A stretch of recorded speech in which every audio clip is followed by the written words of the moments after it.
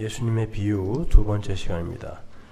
아버지와 두 아들의 비유, 누가복음 15장 11절에서 32절까지의 말씀 함께 봉독하시죠.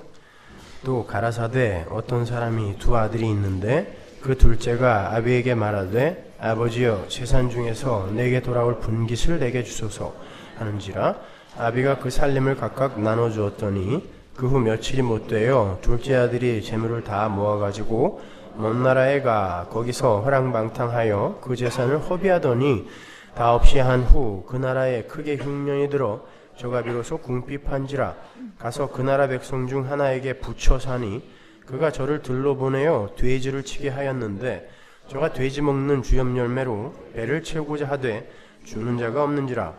이에 스스로 돌이켜 가로되 내 아버지에게는 양식이 풍족한 품꾼이 얼마나 많은고 나는 여기서 줄여 죽는구나. 내가 일어나 아버지께 가서 이르기를 아버지여 내가 하늘과 아버지께 죄를 얻었사오니 지금부터는 아버지의 아들이라 일컬음을 감당치 못하겠나이다. 나를 품꾼의 하나로 보소서 하리라 하고 이에 일어나서 아버지께로 돌아가니라.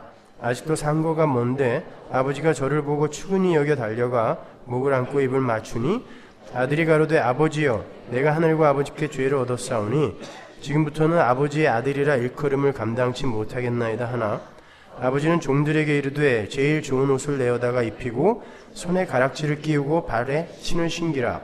그리고 살진 송아지를 끌어다가 잡으라. 우리가 먹고 즐기자. 이 내 아들은 죽었다가 다시 살아났으며 내가 잃었다가 다시 얻었노라 하니 저희가 즐거워하더라. 맏아들은 밭에 있다가 돌아와 집에 가까웠을 때에 풍류와 춤추는 소리를 듣고 한 종을 불러 이 무슨 일인가 물은데 대답하되 당신의 동생이 돌아왔음에 당신의 아버지가 그의 건강한 몸을 다시 맞아들이게 됨을 인하여 살진 송아지를 잡았나이다 하니 저가 노하여 들어가기를 즐겨 아니하거늘 아버지가 나와서 권한데 아버지께 대답하여 가로되 내가 여러 해 아버지를 섬겨 명을 어김이 없거늘 내게는 염소 새끼라도 주어 나와 내 벗으로 즐기게 하신 일이 없더니 아버지의 살림을 창기와 함께 먹어버린 이 아들이 돌아오매 이를 위하여 살진 송아지를 잡으셨나이다. 아버지가 이르되 예 너는 항상 나와 함께 있으니 내 것이 다 내 것이로되 이 네 동생은 죽었다가 살았으며 내가 잃었다가 얻었기로 우리가 즐거워하고 기뻐하는 것이 마땅하다 하니라. 아멘. 오늘도 여러분이 너무 잘 아는 이야기죠. 탕자의 비유. 그러나 과연 여러분이 진짜 이 비유를 제대로 이해하고 있는지 한번 잘 들어보세요. 제가 사도신경도 그랬지만 비유에 관한 그 강해 역시 아직 지금 이 신학계라든지 우리 기독교계에 나와 있지 않은 그러한 조금 완성도 있는 강해 집을 만들려고 아주 정말 애를 쓰고 있는 중입니다. 그러니까 여러분이 잘 들어서 그동안 못 들어본 이야기라고 해서 좀 이렇게 어색하게 받아들이지 않으셨으면 좋겠어요. 예수 그리스도의 십자가와 그 보혈의 피와 은혜 속에서 어떻게 성경이 일관성이 있는지를 제대로 이해하시는 분들이라면은 오늘 이 강해가 굉장히 익사이팅하게 와 닿으시겠지만 그냥 기존의 인본주의적 해석에 익숙해 있는 분들은 조금 의아해 하실지도 몰라요. 한번 잘 들어보십시오. 예수님의 비유 두 번째 시간입니다. 오늘 보면 우리가 흔히 탕자의 비유라고 부르는 아주 익숙한 예수님의 비유죠. 대부분의 독자들이 이 비유를 이해하기를 탕자가 아버지를 떠나서 허랑방탕하게 살다가 스스로 회개를 하고 돌아왔더니 아버지가 문 밖에 서서 기다리시다가 맞아주셨다. 그러니까 우리도 회개하고 돌아가면 아버지가 그렇게 사랑으로 맞아주실 것이다 정도로 이해를 하고 있는 것 같아요. 그래서 이 비유의 주인공이 탕자가 된 거예요. 사실은 이 비유의 주인공은 탕자가 아닙니다.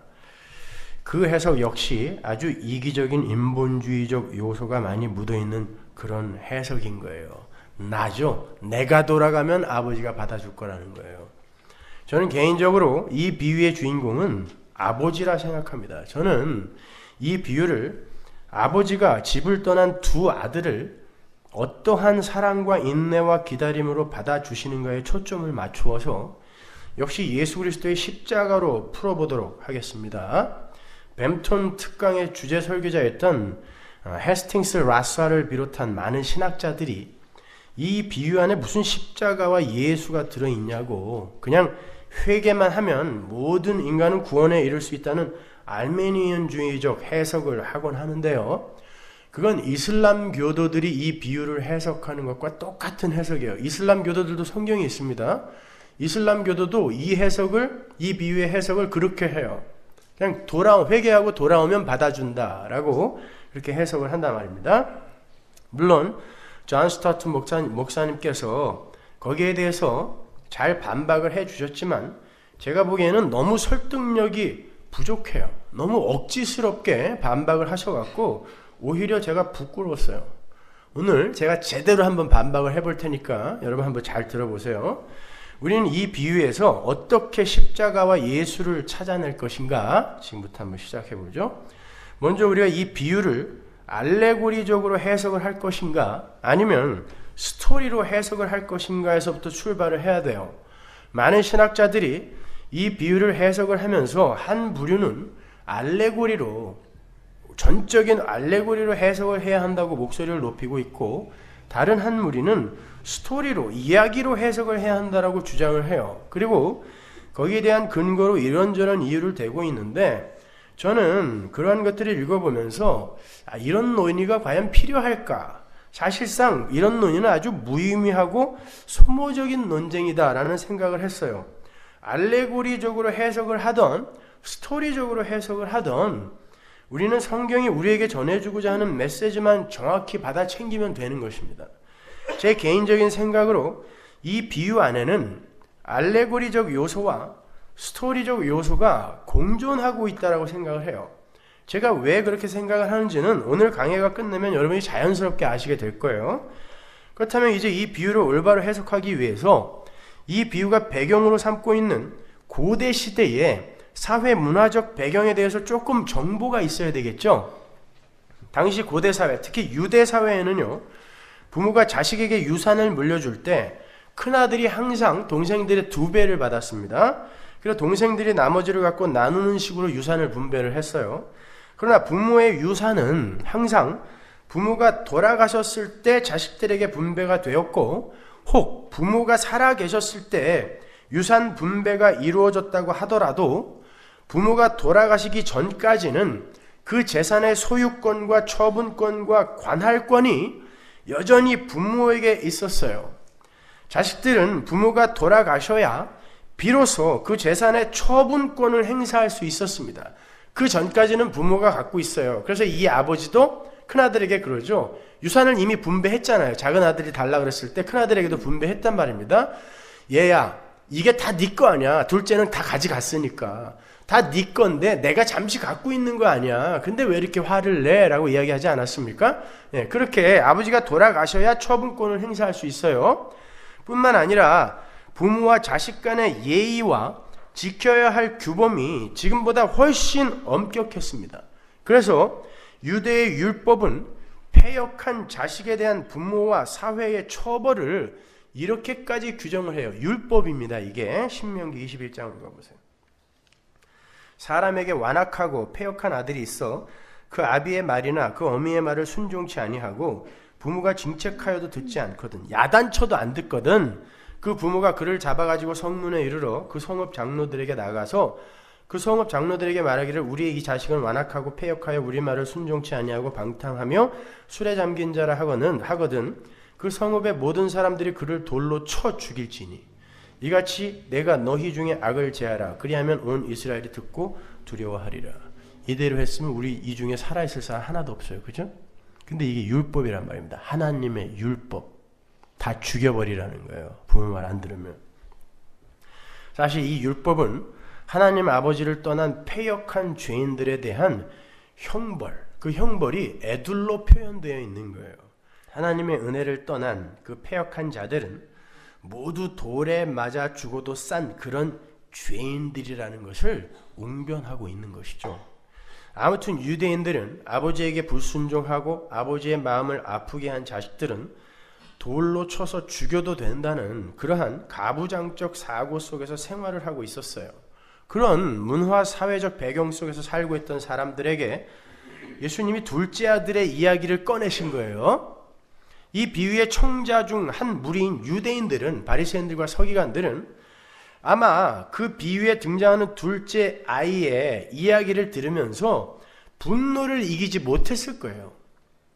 그렇게 철저한 가부장적 사회 속에서 아버지가 아직 시퍼렇게 살아계신데도 불구하고 감히 유산을 청구한 아들, 청구한 정도가 아니라 처분권까지 행사하기 위해서 아버지 몰래 재산을 처분하여 이방 나라로 도망을 간 아들이에요. 당시에는 아버지가 살아계심에도 아버지의 유산의 처분권을 행사하려 했던 자들을 살인자와 방불한 죄인으로 취급했습니다. 그건 곧 아버지가 빨리 죽었으면 하는 마음에서 밖에 나오는 행위라고 여기지 않았기 때문에, 그래서 살인자와 방불한 취급을 했어요. 저놈은 아버지가 빨리 죽기를 원하는구나. 그래서 그러한 자식은 아버지를 죽인 자식 취급을 받아도 무방한 그런 시대였어요. 그러니까 당연히 이 자식은 돌에 맞아 죽어도 상관없어요. 율법의 산술 계산대로 하면 큰아들이 아버지 재산의 3분의 2를 갖고 둘째가 아버지 재산의 3분의 1을 갖는 게 마땅하지만, 둘째가 미리 그 재산의 처분권을 행사하기를 원했기 때문에 9분의 2 정도를 미리 받았을 거예요. 그게 유대인들의 관습이었습니다. 그래도 그건 어마어마한 액수였을 거예요. 나중에 그 아버지가 아들의 손에 가락지를 끼우고 좋은 옷을 입히고 동네 잔치를 벌이고 많은 종들을 부리고 있었고, 아들 또한 우리 아버지 집에는 종들도 양식이 풍족하다라고 이야기한 것을 보면 아버지는 대단한 부자였을 것입니다. 그런데 그가 그 재산을 허랑방탕 전부 써버리고 유대인들이 가장 혐오하는 짐승인 돼지우리 속의 동거인이 된 거예요. 심지어 그는 유대인들이 탈무드에 돼지를 치는 자는 저주를 받을지어다 라고까지 기록을 해 놓았을 만큼 혐오했던 돼지치기가 되어 있었단 말입니다. 가장 낮은 자리에 떨어졌다는 뜻이에요. 완전 파산했다는 그런 뜻입니다.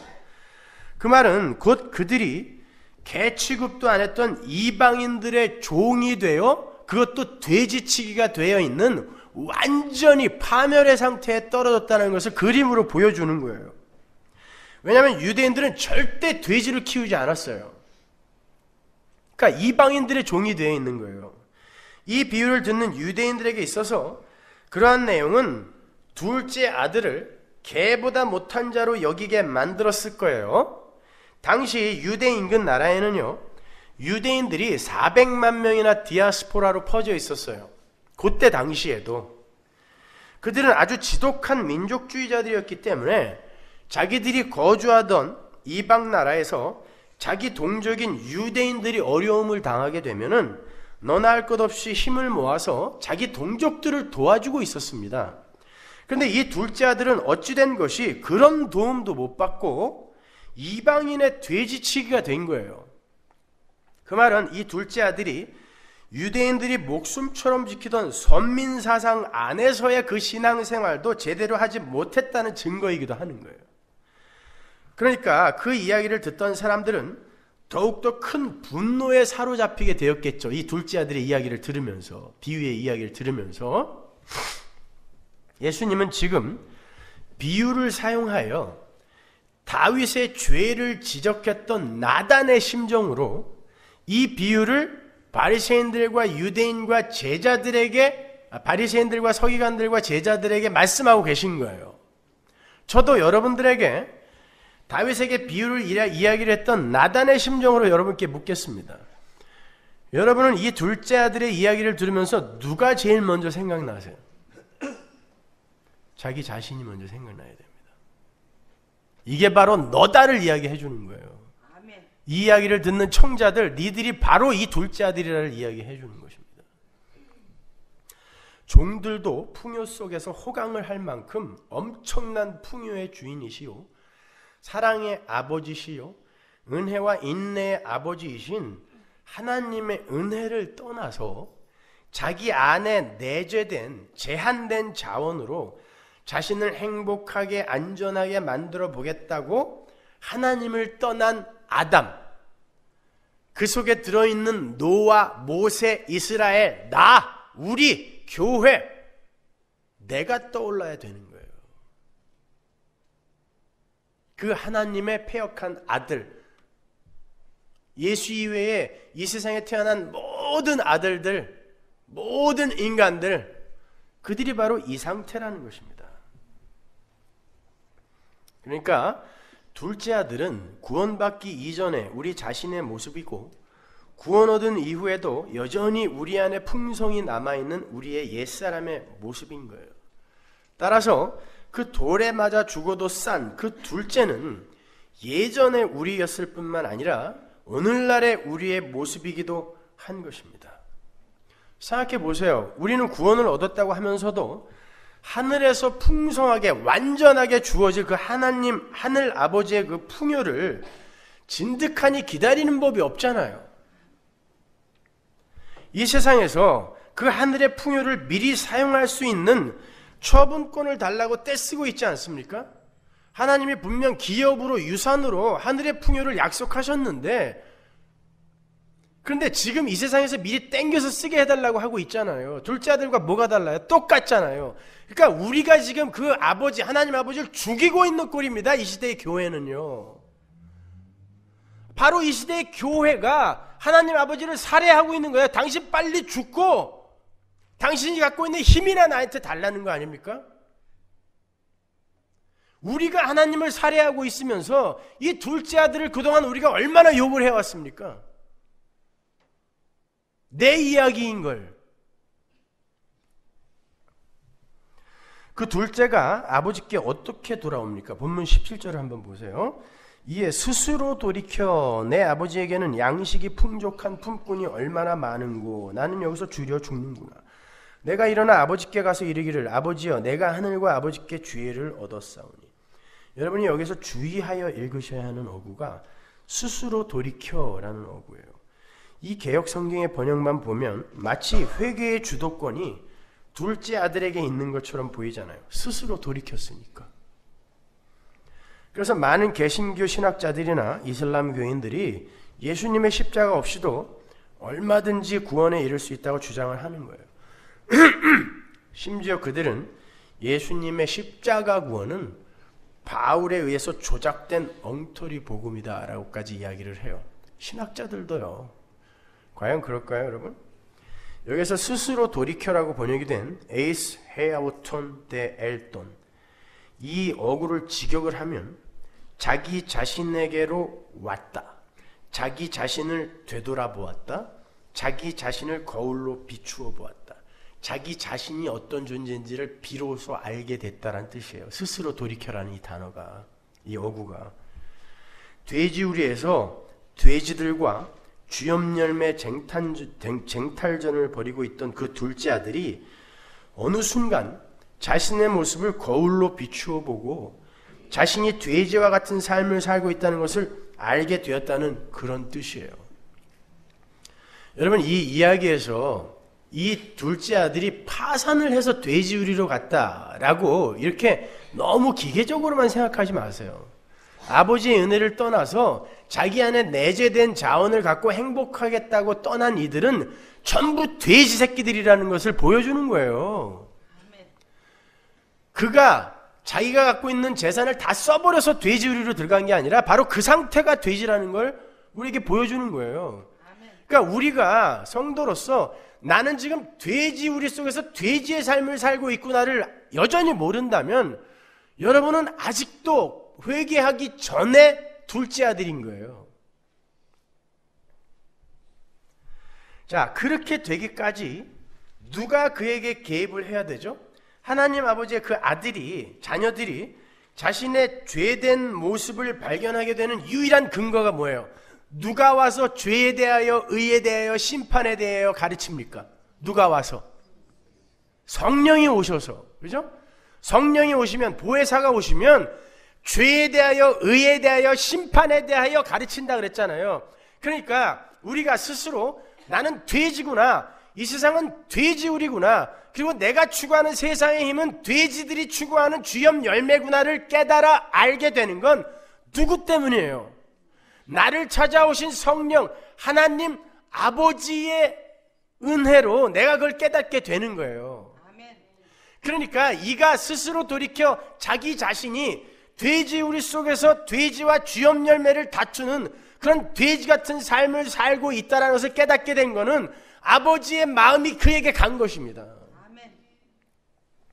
그래도 조금 억지 같죠? 제 추론 같지 않습니까?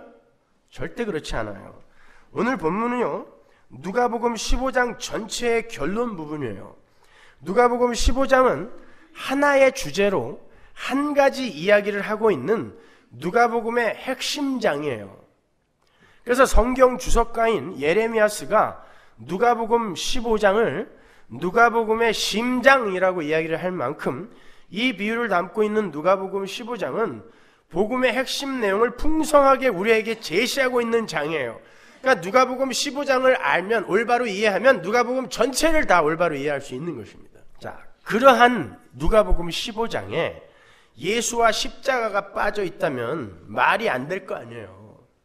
이 누가복음 15장이 어떻게 시작하는지 한번 가보자고요. 1절. 모든税리와 죄인들이 말씀을 들으러 가까이 나오니 바리새인과 서기관들이 원망하여 가로되 이 사람이 죄인을 영접하고 음식을 같이 먹는다 하더라. 예수께서 저희에게 이 비유로 이르시되, 지금 누가는 예수님의 사마리아 여행 내러티브의 거의 정중앙에다가 이 비유를 배치를 하고 있어요. 그러니까 지금 1절에 등장하는 세리와 죄인들은 심지어 유대인들도 아닌 유대인들의 가치관 속에서 개만도 못하게 여겨졌던 사마리아 사람들, 그것도 하층민들이었던 거예요. 그런데 예수님께서 그들을 반기시더니 그들과 함께 식사를 하시는 것입니다. 그때 예수님의 사마리아 여행에 동행을 했던 바리새인들과 서기관들이 예수님을 원망하는 장면이에요. 누가복음 15장은. 그런데 바리새인들과 서기관들의 원망의 내용이 담긴 2절에 쓰인 동사들이요, 전부 현재 시제예요. 그건 그렇게 죄인들을 영접하고 그들과 식사를 하시는 예수님의 행동이 습관적이며 반복적이었다라는 의미예요. 그러니까 여기에서의 서기관들과 바리새인들은 예수님의 사마리아 여행에 동행을 했을 만큼 예수님께 호감을 갖고 있었고, 예수님이 아니었다면 그들은 절대 그 개들의 땅인 사마리아 땅에 안 간단 말입니다. 근데 바리새인들과 서기관들이 예수님을 쫓아 사마리아 여행길에 올랐다니까요. 예수님께 호감을 갖고 있었고 쫓았던 사람들이에요, 이 사람들은요. 그리고 배움에 갈급했던, 종교적 열심이 아주 대단했던 훌륭한 사람들이었어요. 유대교의 관점으로 봤을 때. 예수님께서 그들의 불평과 원망을 들으시고는 비유를 말씀하시는데 세 가지 비유를 연달아 붙여서 던지세요. 저는 이 누가복음 15장의 비유를 네 가지 비유로 봐요. 왜 그런지는 제가 조금 이따 설명해 드릴게요. 겉으로 난 비유의 이야기가 이렇게 세 가지로 나눠져 있는 듯 보이니까 제가 일단 세 가지라고 말씀을 드리겠습니다. 제가 지금 말씀드리고 싶은 건 3절의 그 비유라는 단어의 수에 관한 거예요. 여러분, 여기서 이 비유라는 단어가 단수일까요, 복수일까요? 세 가지 이상인데 복수면 제가 안 물어보겠죠. 단수예요. 그러니까 지금 이 누가복음 15장의 이 세 가지 비유는 하나의 비유란 뜻이에요. 따로따로 떨어져 있는 비유가 아니야. 잃은 양의 비유, 드라크마의 비유, 탕자의 비유, 이렇게 나눠져 있는 게 아니라 한 가지 비유라는 거예요. 그래서 단수예요. 이 비유라고 누가가 단수로 썼단 말이에요. 잃은 양의 비유는 100마리의 양 중에서 한 마리를 잃어버린 목자가 나머지 99마리를 버려두고 한 마리를 찾으러 갔다가 와서 찾고는 잔치를 베푼다는 이야기예요. 그리고 두 번째 비유는 10드라크마를 갖고 있는 아낙네가, 이 10드라크마는 유대인들 신부가 신랑에게 혼수품으로 받는 거예요. 그래서 이렇게 꿰어가지고 목에다 걸고 다니든지 아니면은 아주 소중하게 이불 밑에다 보관해 놓던지 이랬던 거예요. 그거 잃어버리면 남편으로부터 이혼당할 수도 있어요. 사랑을 잃을 수도 있습니다. 그러니까 소중한 거예요.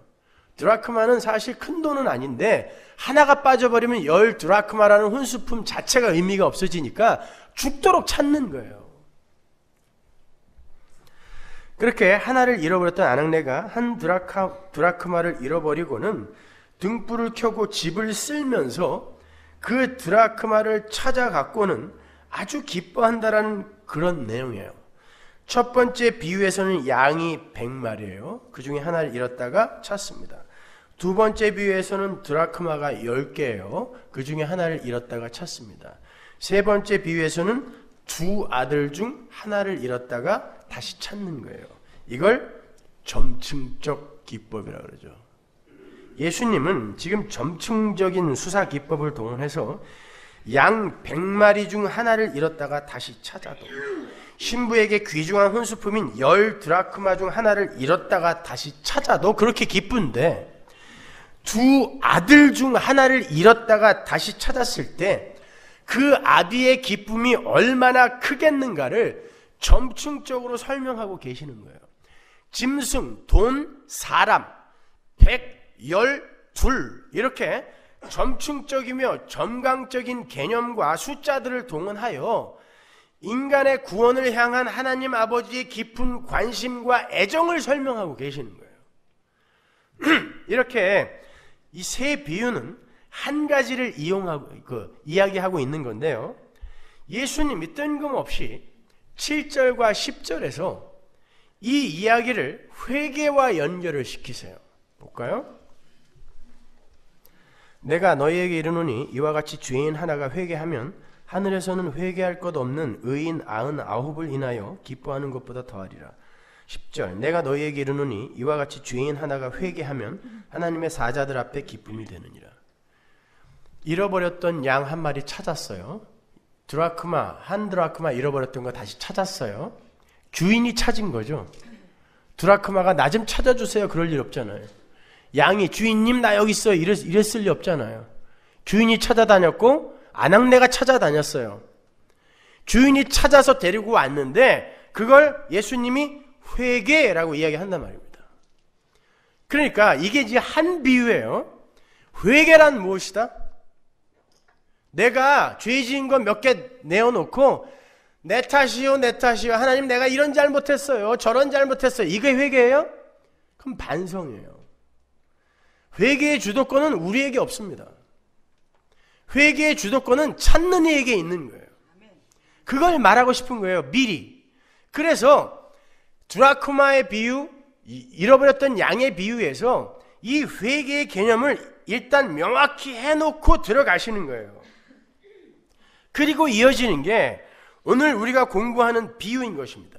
그리고 거기에 똑같이 회개하는 어떤 자가 등장한단 말이에요. 그러니까 우리가 위에 두 비유에서 회개란 이런 것이다 이미 알았으니까 이 탕자의 회개 또한 아버지의 마음이 그에게 가서 그를 찾고자 하는 아버지의 마음이 그를 돌렸구나라는 것을 우리에게 알게 하는 거예요. 그래서 한 비유예요. 조금 전에 살펴봤던 스스로 돌이켜 에이스 헤아우톤 데 엘톤이라는 이 어구는요, 히브리어와 아람어에서 회개를 표현하는 방식으로 쓰였던 어구예요. 그러니까 돼지우리 속에서 돼지된 자신의 모습을 올바로 인식하고 자각하게 된 둘째 아들에게 어떤 일이 일어난 거예요? 찾아짐의 사건이 일어난 거예요.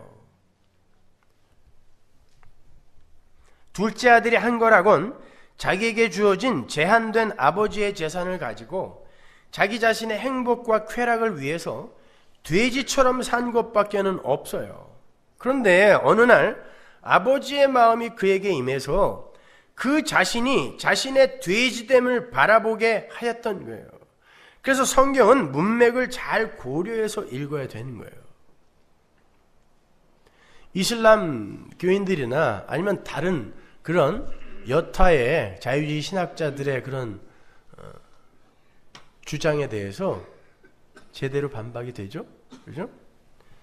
그러니까 회개는 하나님의 은혜로 하나님을 떠나 스스로의 행복과 만족을 추구하며 사는 삶이 돼지우리 속의 돼지 같은 삶이며, 자신들이 추구하는 모든 세상의 힘들은 다 돼지가 먹는 쥐염 열매라는 것을 올바로 자각하게 되는 걸 말하는 거예요.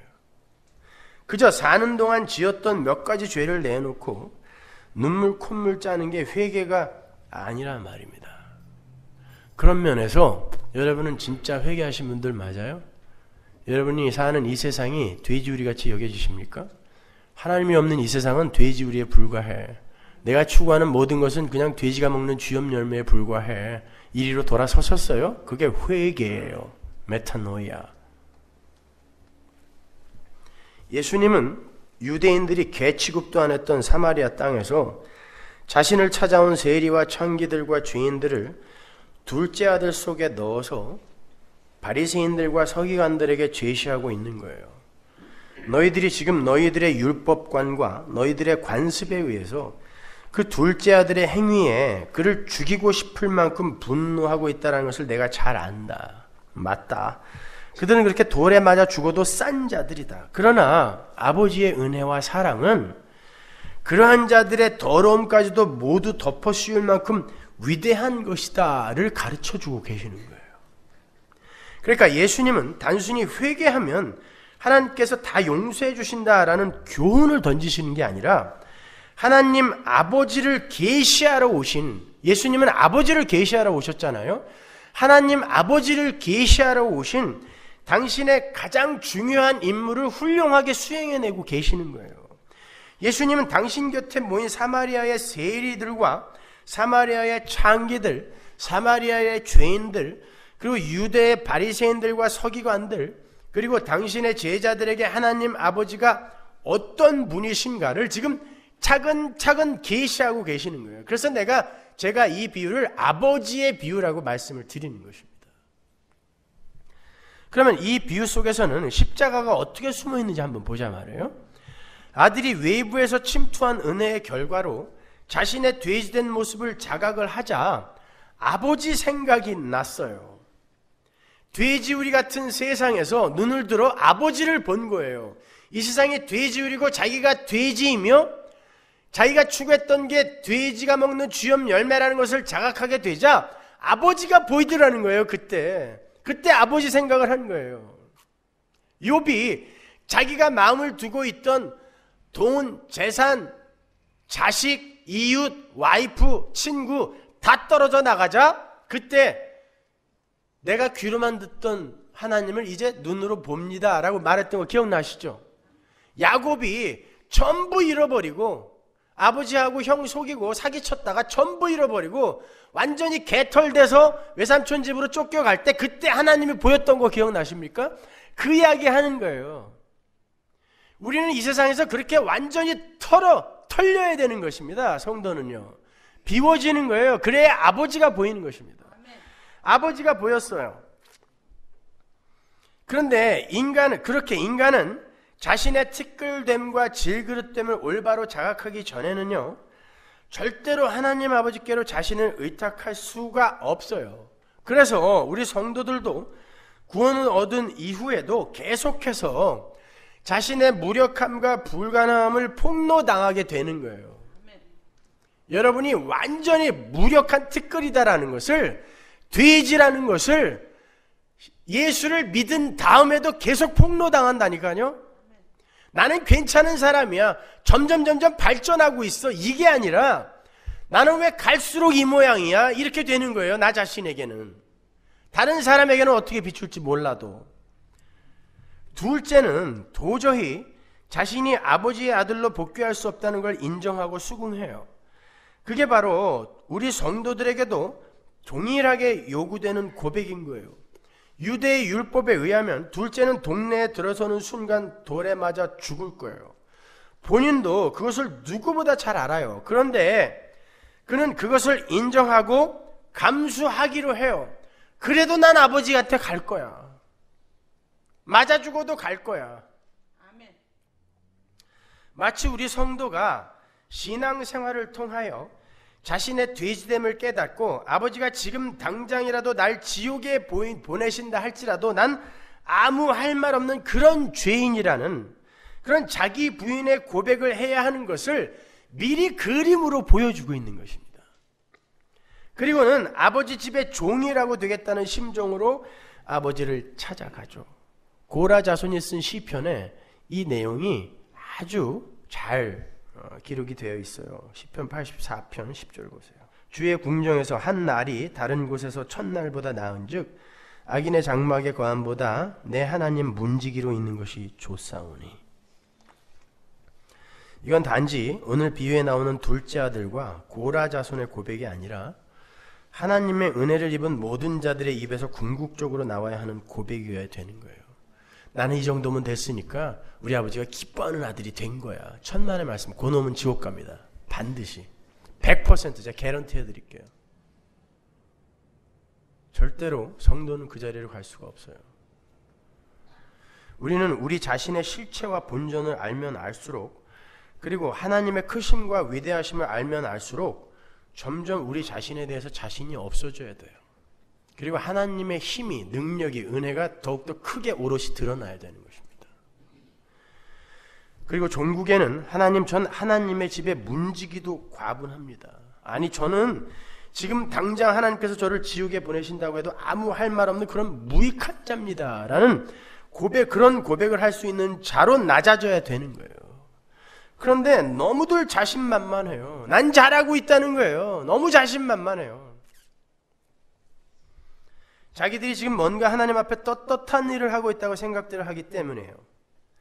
그들이 바로 바리새인들이었고 서기관들이었습니다. 그러니까 왜 저런 놈들하고 밥을 먹으세요? 라고 그들을 정죄한 거예요. 자취하고 그렇게 아들이 자신의 실존을 처절하게 깨달은 뒤에 돌에 맞아 죽을 각오를 하고 아버지께 돌아가요. 그런데 아버지가 문 밖에서 그 아들을 기다리고 계시다가 상거가 아직 먼데, 굉장히 먼 거리란 뜻인데요. 아직 먼데 뛰어나가 그 아들을 맞이해요. 당시 유대 사회에서는 우리 조상들과 마찬가지로 어른이 경박스럽게 뛰는 건 아주 천박한 일로 간주가 되었어요. 그런데 아버지가 아들을 확인하자마자 냅다 뛰신 거예요. 왜 그랬을까요? 단지 반가워서가 아닙니다. 제가 그보다 먼저 둘째가 아버지가 사는 동네로 돌아갔다는 예수님의 말씀을 들은 바리새인들과 서기관들이 어떤 장면을 기대하고 있었을까를 여러분께 한번 묻고 싶어요. 이 둘째가 난 아버지 집에 종이 돼도 좋으니까 갈래. 그리고 동네에 딱 들어서자마자 어떤 일이 일어났을 것 같으세요? 동네 사람이 하나둘 모여들어서 그를 돌로 쳐야 맞습니다. 유대인들이 지금 그걸 기대하고 있었단 말이에요. 근데 아버지가 뛰어나가서 그를 안아버린 거예요. 유대인들은 굉장히 열받았을 것입니다. 여기에서. 그런 놈을 왜 가서 붙드는 거예요? 왜 감싸냐는 거죠. 그 둘째가 저지른 일은 당시 사람들에게 있어서 10번 맞아 죽어도 싼 그런 일이었어요. 여러분, 유대인들의 결혼 정년기는 18에서 20이었어요. 그리고 빠르면 14에서 15. 그러니까 이놈은 아무리 나이가 많아도 17이에요. 그런 어린 놈의 새끼가 아버지 재산을, 목숨처럼 여겼던 아버지 재산을 다 가지고 나가서 창기와 함께 다 써버렸어요. 동네 사람들이 그걸 다 알았단 말입니다. 그건 아버지 허락 안 맡아도 그냥 때려 죽이면 되는 거예요. 근데 아버지가 뛰어가서 그 아들을 품어 안아버린 거예요. 아들이 다른 이들에게 맞아 죽기 전에 아버지가 나가서 지키신 것입니다. 엄밀히 말해서 아버지는 아들을 기다리다가 발견하신 게 아니라 아들이 나간 그 순간부터 아들의 삶에서 한 번도 눈을 떼지 않았던 거예요. 그게 바로 우리 하나님이에요. 침 삼킬 동안도 우리를 놓치지 않으시고 매 순간 우리와 동행을 하시며 하나님을 떠나서 자기 마음대로 살고 있는 우리의 자기 중심의 삶이 어떻게 돼지와 같은 삶에 불과한 것인가를 깨닫게 해주시느라 아버지는 아들의 패역함을 허락해버린 거예요. 그래, 나가라. 그 아들이 아버지를 떠나서 패역하게 되는 걸 아버지가 원치 않았다면 애초부터 돈을 안 줬을 거란 말입니다. 그리고 그렇게 문 밖에서 매일 기다릴 거면 가서 찾아오지. 왜 찾아오지 않고 문 밖에서만 기다리냔 말이에요. 아버지가 보낸 거예요. 뭘 배우고 오라고. 아버지의 은혜를 떠난 자들은 어떻게 살게 되는지, 그 종국이 어떻게 되는지를 배우고 오라고 아버지가 보낸 거예요. 하나님의 완성된 교회를 이 땅에, 이 이방 나라에 나그네로 왜 보내셨는지 아세요? 이 돼지우리 같은 지옥에 아버지의 은혜를 떠나서 지 스스로 하나님처럼 살겠다고 하는 인간들이 내놓는 결과물이 어떤 건지 보고 배우라고. 나중에 여러분이 하나님 나라 갈 때 그 아버지가 맨발로 뛰어나올 거란 말입니다. 여러분의 인생은 바로 그게 목적인 거예요. 그런데 여기서 아버지 유산 다 뺏어갖고 왔으면서 아직 남아있는 거 더 달라고 발광들을 하고 앉아있는 거예요. 그거 더 달라고. 당신은 죽든 말든 난 아무 상관 안 할 테니까 천국에 가서 당신 없어도 돼. 그렇지 않아요? 천국 가면 하나님 꼭 있어야 돼요? 하나님을 모르잖아요. 그 하나님이 뭘 그렇게 여러분에게 사랑과 은혜를 부으셨습니까? 모르시죠? 배워본 적이 없는 거예요. 이 시대의 교회는요. 그러니까 천국에는 하나님이 없어도 돼요. 내가 원하는 것만 있으면 되는 거예요.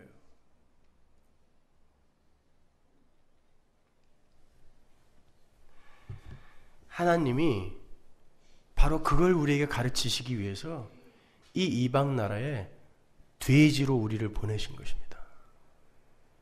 그래서 우린 이렇게 돼지 같은 삶을 살고 있는 거예요.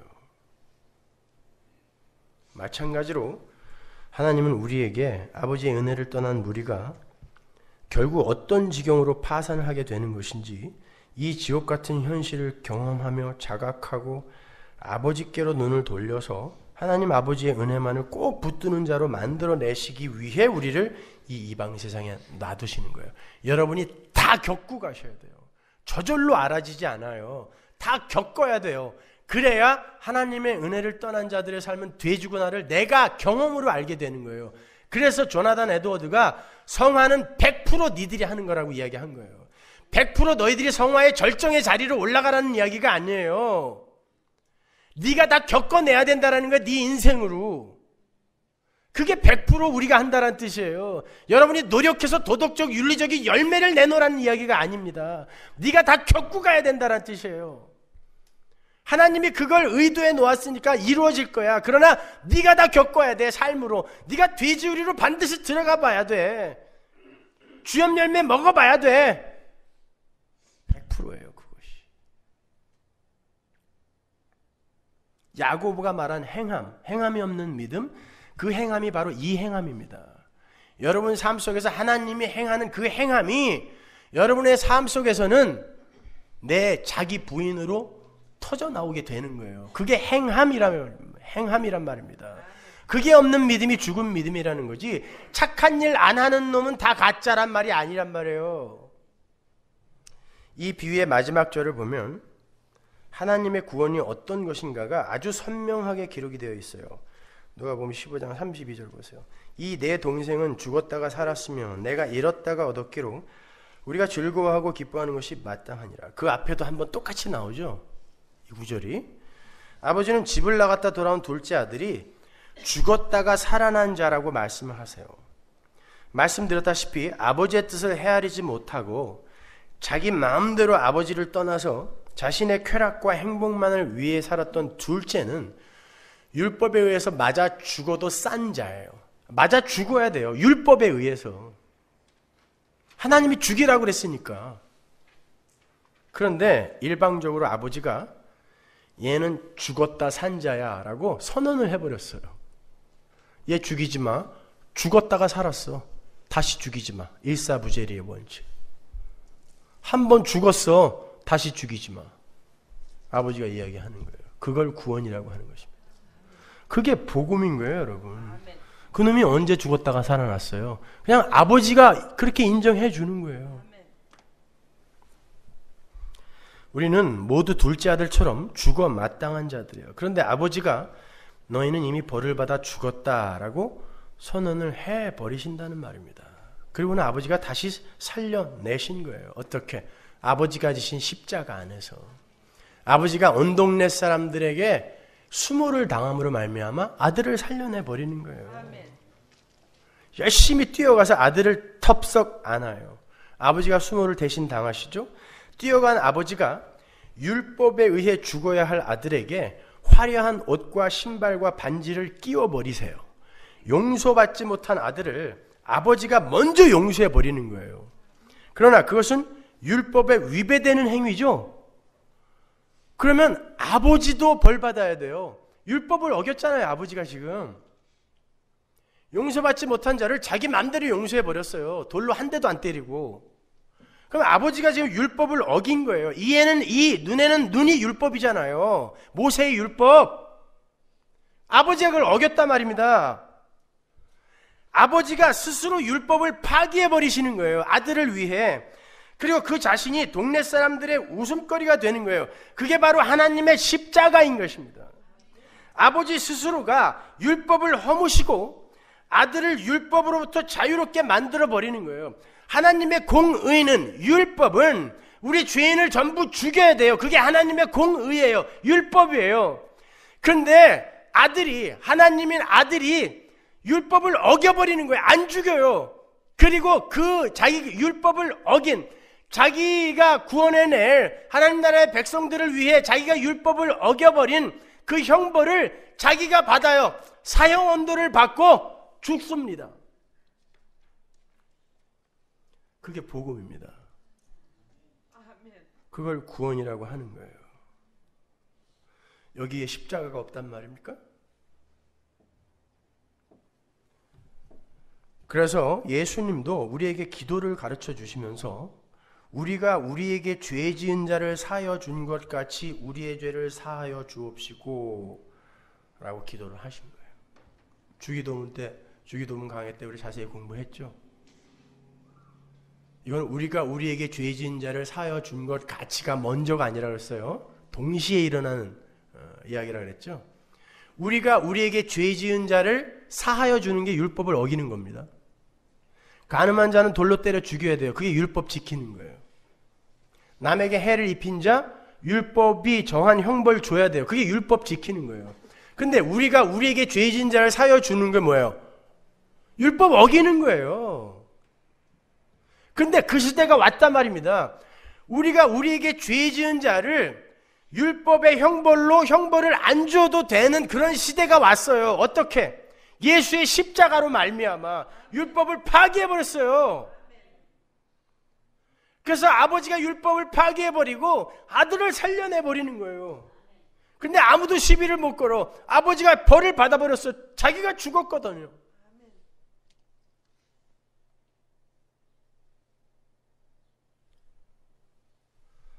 여러분, 이게 감격스럽지 않습니까?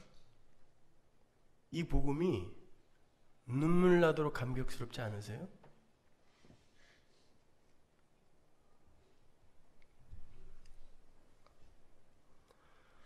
예수님이 우리의 죄가 되셔서 스스로 심판과 정죄를 받아버리셨어요. 그래서 우리는 돌에 맞아 죽어야 마땅한 죄가 이렇게 버젓이 우리 안에 여전히 있는데도 용서를 받아버린 거예요. 그렇게 우리가 우리에게 죄 지은 자를 용서해 줄 수 있는 십자가로 말미암아 율법의 채무가 도말된 하나님의 은혜의 현실 속에서 우리에게 떨어진 것이 바로 구원이라는 거예요.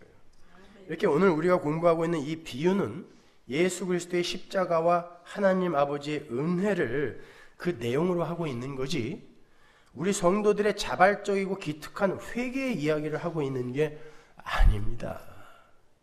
그러면 구원의 주도권이 인간에게 있잖아요. 그게 어떻게 가능한 일입니까? 근데 이 비유는 거기서 끝나지 않아요. 이 비유의 대미는 큰아들이 장식을 하고 있어요. 100마리 양 중에 하나, 10 드라크마 중에 하나, 2 아들 중에 하나, 이제 하나 중에 하나로 이어지는 거예요. 그 누구도 이렇게 설명한 적이 없는데 제 눈에는 그렇게 들어왔어요. 이 큰아들에 대해서 우리가 곡해하고 있는 것이 큰아들은 아버지로부터 버림을 받은 나쁜 아들이라고 성급히 결론을 내리는 거예요. 아닙니다. 큰아들 역시요, 우리 하나님 백성들의 패역한 현실을 보도하는 또 다른 모형인 거예요. 둘째 아들이 그런 용도로 사용된 것처럼 큰아들이 1차적으로 가리키고 있는 이들은 물론 이 비유의 서두에 등장하는 바리새인들과 서기관들이에요. 그래서 제가 이 비유 또한 알레고리의 범주를 완전히 벗어날 수 없다고 말씀드린 거예요.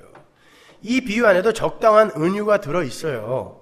그런데 이 큰아들은 둘째 아들과는 사뭇 달라 보이죠? 둘째가 자기 몫을 다 가지고 나가서 허랑방탕하게 사는 동안 첫째는 아버지의 밭에 나가서 열심히 일을 해요. 그리고 아버지의 말씀에 순종했대요. 지 말로. 아버지를 모시고 아버지를 지키며 살고 있는 듯 보이죠. 그런데 일을 하고 돌아오는 길에 보니까 자기 집에서 잔치가 벌어지고 있었어요.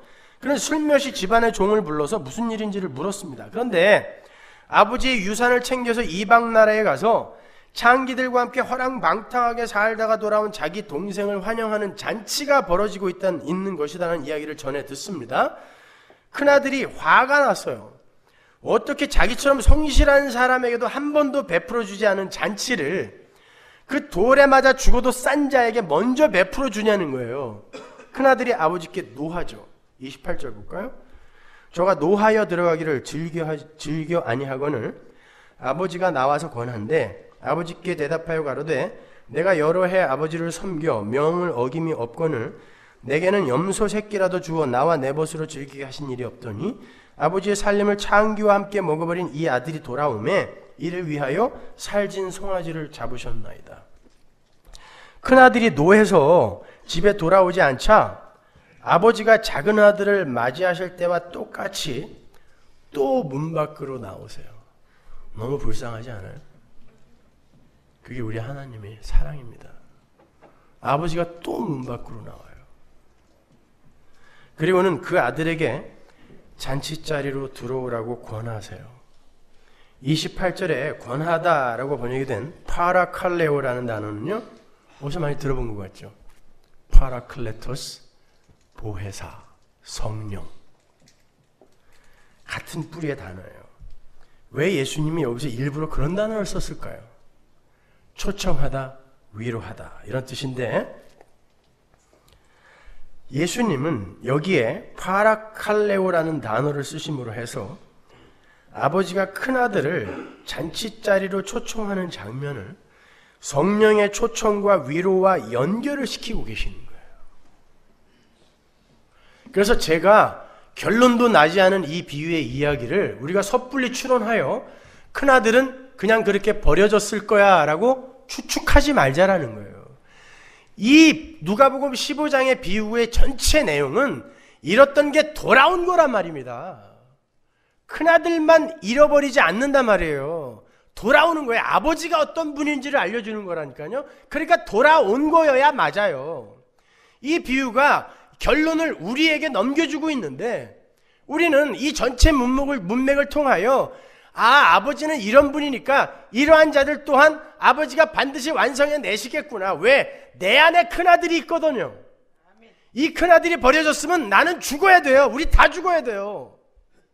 내 안에 큰아들이 있으니까. 그래서 제가 이 누가복음 15장의 비유를 4가지로 나눠버린 것입니다. 큰아들이 가장 중심되는 주요 인물이에요. 여기에서. 제일 악한 인간이거든요. 이것이. 위장된 성실을 내어놓는 자기 의에 빠진 경건병이라는 것에 빠진 가짜. 그게 우리 안에 있단 말입니다. 여러분, 인간이 하나님의 은혜를 떠나서 자신에게 내재된 제한된 자원으로 이 세상에 힘을 쌓아서 스스로가 만들어 놓은 세상적 유토피아에 도달하려 할 때 나타나게 되는 현상이 어떤 모양으로 나타나게 되는지 아세요? 그 첫 번째가 둘째 아들처럼 완전한 파산의 상태로 떨어지는 거예요. 이 세상 그 누구도 하나님 없이 이 세상 것들로 참 만족과 참 행복을 누리며 살 수 없어요. 인간들은 늘 부족함에 시달리고 늘 공허와 심심함에 안절부절하죠. 그게 돼지우리 속의 탕자인 거예요. 모든 인간이 다 심심해요. 아닌데요, 나 심심할 겨를이 없는데요, 일하느라고.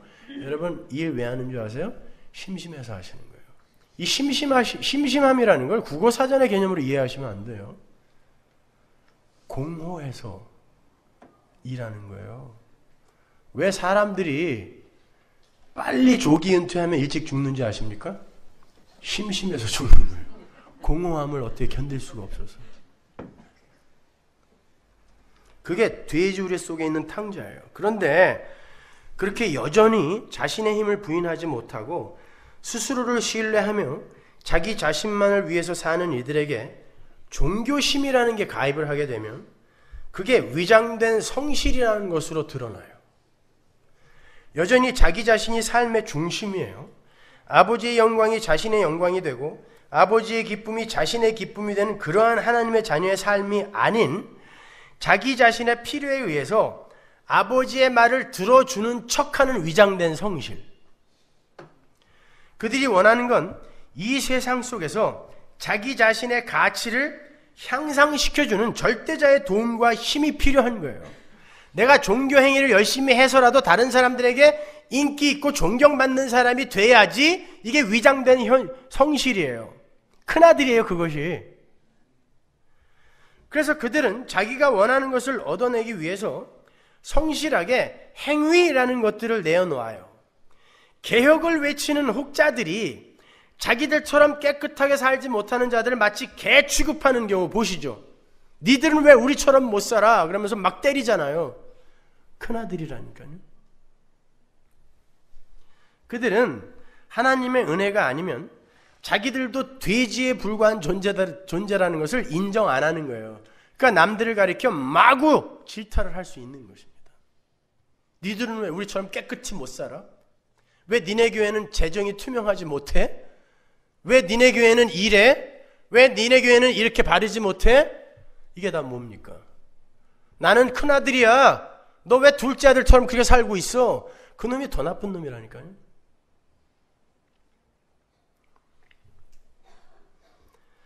그토록 성실하게 아버지의 명을 쫓아서 열심히 살았던 큰아들이 아버지의 기쁨을 자신의 기쁨으로 삼지 못합니다. 아버지는 기뻐 죽겠어요. 잔치를 벌렸어요. 그런데 큰아들은 화가 났습니다. 이게 아버지의 마음을 헤아리는 자녀의 삶입니까? 그렇게 무언가 보상을 바라고 성실하게 일하는 사람을 성경은 종이라고 해요. 종. 29절에 섬겨라는 단어가 나오죠. 내가 아버지 섬겼잖아요 할 때 섬겨. 그 단어가 둘류예요. 둘류. 둘로스. 그 단어와 뿌리가 같은 단어예요. 종으로 섬겼어요 라는 뜻이에요. 스스로 그렇게 이야기하고 있어요. 나는 종처럼 섬겼어요. 왜 나에게 보상 안 해주세요? 이야기하는 거예요. 종처럼 섬겼어요. 왜 보상 안 해주세요? 그러니까 큰아들은 아버지 곁에서 열심히 아버지 말을 듣고 순종하고 있는 듯 보였지만 거기에는 아들로서의 책임과 의무와 감사에서 격발이 된 성실이 아닌 자기가 원하는 것을 얻어내기 위한 종으로서의 위장된 성실이 들어있었던 거예요. 그건 아버지의 마음을 알고 아버지의 뜻에 순종한 것이 아니라 아버지가 가진 어떤 것을 얻어내기 위해 이를 악물고 해낸 포장된 악이었던 거예요. 새벽기도 나오기 싫어 죽겠는데 혹시 하나님 삐질까봐 100일을 이를 악물고 나왔어. 나중에 하나님이 더 미워졌어. 그건 벼른다라고 하는 거예요. 내가 너보다 힘이 없어서 이렇게 참고 있지만 내가 언젠가 너보다 힘을 더 갖게 되면 나 이렇게 귀찮게 하는 너 죽여버릴 거야. 이거랑 똑같은 거예요. 그게 악인 것입니다. 그렇다면 아버지의 마음을 알아들이지 못하고 아버지 곁을 떠나서 자기 마음대로 허랑방탕하게 살았던 둘째와 아버지 곁에는 늘 있었지만 역시 아버지의 마음을 헤아리지 못하고 아버지의 기쁨에 참여하지 못하고 단지 아버지의 소유가 탐이 나서 열심을 부린 첫째와 뭐가 달라요? 큰아들이 자기 동생을 환대하는 아버지께 화를 내면서 왜 저런 놈을 환대해 줍니까? 라고 하면서 당신의 아들이라고 이야기를 해요. 자기 동생이라고, 형제라고 이야기 안 합니다. 형제 취급 안 해요. 내가 최고거든요. 당신의 아들이라고 이야기를 해요. 이런 나쁜 놈이 있어요? 왜 그렇게 화가 나요? 나도 그렇게 하고 싶었는데 당신 유산 다 차지하고 싶어서 나는 참고 있었다는 거예요. 나도 그렇게 하고 싶었다는 거예요. 나는 둘째가 부러웠다는 거예요, 속으로. 근데 나는 참았는데 왜 그렇게 다 저지르고 온 놈한테 잔치를 벌여주냐는 거예요. 근데 하나님은 마음을 보신다 그랬죠. 똑같은 거죠. 오히려 둘째가 더 성숙합니다. 둘째는 그걸 다 경험하고 와서 아버지, 나는 아버지 집에 문지기, 종이 돼도 괜찮아요. 이러고 왔는데 이 큰아들은 여전히 난 당신의 아들인데 왜 나한테 보상 안 해줘요? 라고 종으로 살고 있단 말입니다. 요한복음 15장 15절, 이제부터는 너희를 종이라 하지 아니하리니 종은 뭘 알아요? 주인의 하는 것을 알지 못한다. 자녀는 알아야 돼요. 아버지가 기뻐하면 그게 내 기쁨이 돼야 되는 거예요. 아멘. 둘째가 나가서 뭘 하고 왔던들 나랑 무슨 상관이에요? 나도 똑같은 존재인데. 그런데 누가 누구를 욕을 합니까?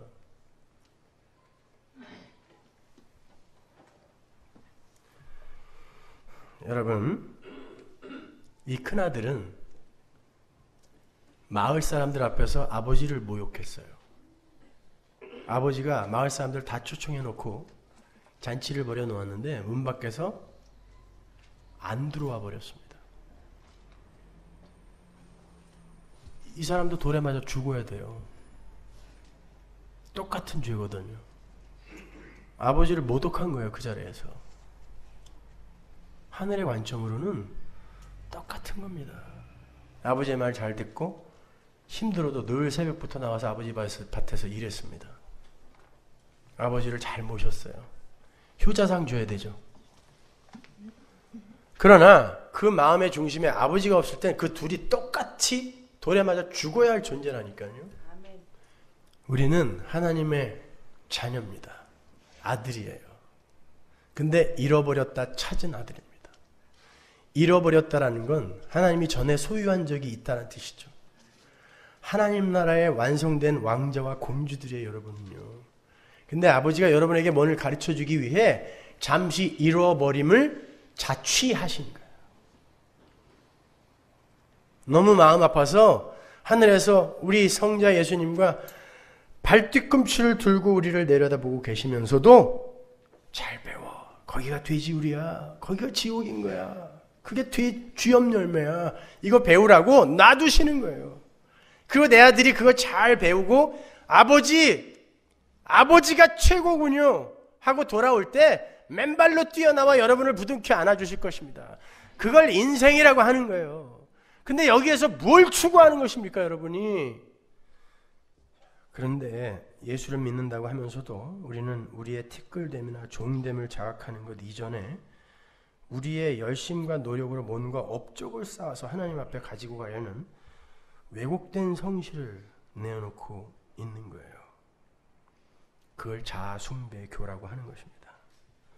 여러분의 삶 속에서 나오는 성실과 선한 삶이 진짜 하나님의 은혜로 나오는 것인지 아니면 경건병에서 나오는 것인지 어떻게 구별할 수 있는지 아세요? 내가 숨어서 어떤 일을 했는데 끝까지 아무도 그 일을 안 알아줘. 그때 섭섭하세요? 그게 큰아들의 삶입니다. 그래도 누군가 하나는 알아줬으면 하죠. 내가 이 고생하는 거 그래도 누군가 좀 알아줬으면. 아버지가 너무 감사해서 하는 게 아니라 누군가에게 내 가치 향상을 위해서, 나의 인기를 위해서, 누군가에 보이기 위해서 여러분이 그런 일을 하고 있다면 여러분은 위장된 악을 내놓고 있는 거예요. 그걸 자기의라고 하는 것입니다. 근데 아버지의 기쁨이 내 기쁨이기 때문에 누가 알아주지 않아도 손발이 부르트도록 그냥 나는 감사함으로 할게요. 그러면 숨어서 죽도록 하세요. 그거 자체가 여러분의 복입니다. 누가 안 알아줘도 괜찮아요, 여러분. 자, 100마리 양 중에 1마리 양, 10드라크마 중에 1드라크마, 2 아들 중에 1 아들, 마지막 가장 악한 1 아들, 그 아들마저도 건져내시는 당신의 백성이, 그가 창세전에 택해진 당신의 백성이라면 무슨 일이 있어도 구원해내시는 하나님의 약속이 이 비유 안에 들어가 있는 거예요. 그래서 우리에게 소망이고 복음인 것입니다. 얼마나 기뻐요. 이 큰아들이 그냥 쫓겨났으면 어떡할 뻔했어요. 우리 다 이 큰아들인데. 초청하신단 말입니다. 얘야 들어와, 너도 들어와 한단 말입니다. 여러분, 그 잃은 양의 비유에서 하나님이 이상한 말씀을 하세요. 잃어버린 양 1마리를 찾아갖고 와서 동네 사람들과 가족들을 모아놓고 잔치를 벌인답니다. 당시 유대인들의 잔치에는 반드시 양고기가 필요해요. 1마리 잡아서 1마리 찾아갖고 와서 한 10마리 잡아야 돼요. 응? 이런 일이 어디 있어요, 도대체? 하나님에 의해 잃어버렸던 그 아들인 양이 돌아오면 나머지 양 잡아서 잔치하는 거예요. 회개할 것이 없는 99머리의 양, 그 양이 뭐예요? 회개할 게 없다라고 생각하는, 나는 잘났어요라고 생각하는 그놈들은 회식용 양이라는 거예요. 그렇잖아요. 그게 99마리는 먼저 돌아왔고 나중에 1마리 돌아온 그 양이 돌아올 때 더 기뻐한다면 계속해서 나갔다 들어왔다 그래야 되잖아요. 하나님 기뻐하게 해드리려면은 이미 들어와 있는 우리 때문에 하나도 안 기뻐한다는 얘기예요, 그게? 아니란 말입니다. 나는 회개할 거 없어요라는 이 바리새인과 서기관과 같은 우리 같은 놈들, 그건 하나님이 전혀 안 기뻐한다는 거예요. 내가 돼지인 줄을 알고 아버지 꼭 붙들고 절대 안 떨어질 거야 하고 꼭 붙어있는 그 양이 돌아오는 것만 기뻐하는 거예요. 그렇게 가장 악한 큰아들까지도 하나님 아버지의 긍휼을 입을 수 있었던 건 하나님의 진짜 큰아들이 창기와 함께 아버지의 것을 허비하고 있는 우리 동생들을 찾아서 이 땅에 내려와서 그들의 삶의 실체를 바로 보게 하시고 돌에 맞아 죽어야 할 그들의 죽음을 십자가에서 대신 죽어서 그들을 아버지께로 돌려보내시는 하늘의 장자 역할을 잘 해내셨기 때문이에요. 장자들의 총회는 하늘 장자들의 총회인 거예요. 그러니까 함부로 남들 판단하거나 정죄하거나 제발 교회에서 잘난 척 좀 하지 마세요. 더 숨으시고 더 아래로 내려가십시오.